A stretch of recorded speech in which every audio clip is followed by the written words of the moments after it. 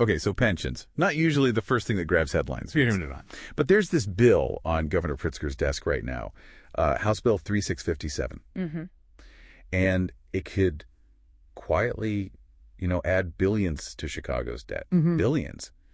And maybe fundamentally threaten its financial future. It's a big one. That's what we're diving into today. We're really zeroing in on this specific proposal, HB 3657, and what it means for Chicago's police and firefighter pensions. Exactly. And our mission here really is to unpack this so-called pension sweetener. Sweetener, okay. Yeah, and show how these, seemingly small tweaks to benefits can just balloon over time. We're talking billions in potential debt. Wow. It's a critical lesson, honestly, for any city trying to manage its money long term. We want to show you why this bill matters so much for Chicago, and really for anyone watching how big cities handle their finances. Okay, let's get into it then. What exactly is House Bill 3657? Break it down for us. So, simply put, it's a bill aimed at giving more generous benefits to Chicago police and firefighters who fall under what's known as the Tier 2 pension system. Tier 2, right? That's the newer system. The one meant to save money. That's the one, yeah. Introduced after 2011, less generous benefits than the older tiers, precisely to control costs. This bill, it aims to boost those benefits. Gotcha. Now, you mentioned billions, but what are the immediate numbers versus the long-term hit? Okay, this is where it gets really interesting. The first year cost, estimated at about $52 million. Okay, $52 million.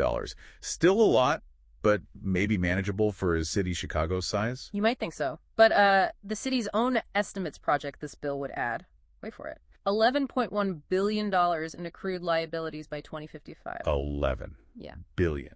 By 2055. Correct. So to put that plainly, it means the city would owe an additional $11.1 billion in promised pension money that it hasn't actually saved for yet. It's just a huge potential burden down the road. That's staggering. But okay, in any debate like this, there are always two sides.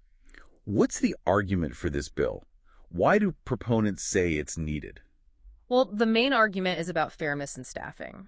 Proponents say Tier 2 benefits are just too low compared to the older tiers. Okay. And they argue this makes it hard to recruit and, maybe more importantly, keep experienced police officers and firefighters. So they see this bill as necessary to, make the jobs attractive and address what they see as an inequity. It's about supporting essential workers. Balancing the books versus supporting the workforce. A classic city dilemma. Exactly. And this is all happening against a backdrop, a pretty grim backdrop for Chicago's pensions generally. Right? Oh, absolutely critical context. You look at the Equitable Annual Report, it's stark. 7 of the nation's 10 worst-funded local pension plans, they're in Chicago. 7 out of 10, wow. Yeah, and specifically, Chicago firefighters are dead last. Police are third to last.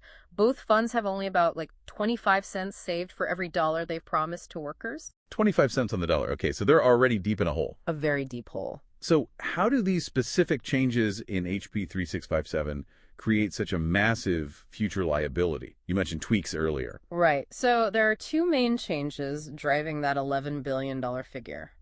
First, for Chicago police, it changes how their final average salary is calculated for their pension. Okay, also.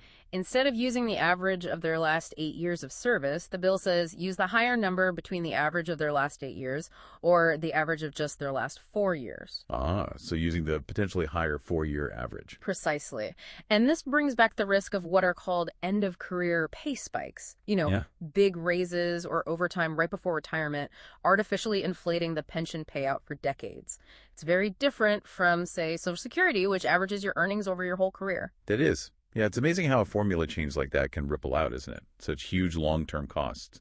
What's the other big change? The second one affects both police and firefighters. It's about the salary limit, or cap, used for calculating pensions. There's a cap currently. Yes, currently about $127,000, and it only goes up by half the rate of inflation each year, or 3%, whichever is lower.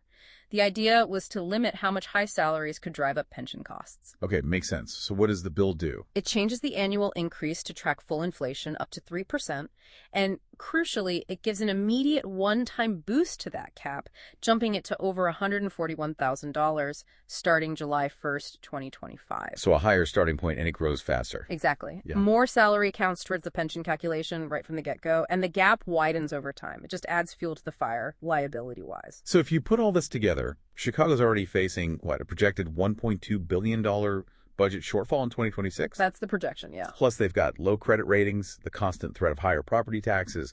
And didn't the city also cut a lot of public safety jobs recently while adding administrators? That's right. Reports showed about 2,100 public safety jobs cut while adding around 184 admin roles.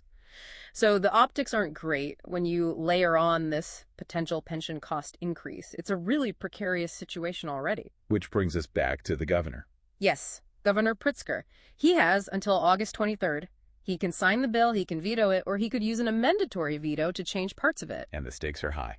Immensely high for Chicago. Signing it as is could mean, realistically, even higher property taxes down the line, or it could push those already struggling pension funds closer to, well, insolvency. When you lay out the numbers in the context like that, you really see why this isn't just some local Chicago issue. Absolutely not. It's really a critical example of the kind of financial tightrope cities all over the country are walking, isn't it? And it affects everything, public services, the local economy. It really does. This case just starkly illustrates how the structure of these benefits, maybe even more than the upfront cost, can create a ticking financial time bomb for cities. It highlights that incredibly delicate balance between supporting public servants and ensuring long-term fiscal health for the taxpayer. So it leaves you wondering, doesn't it?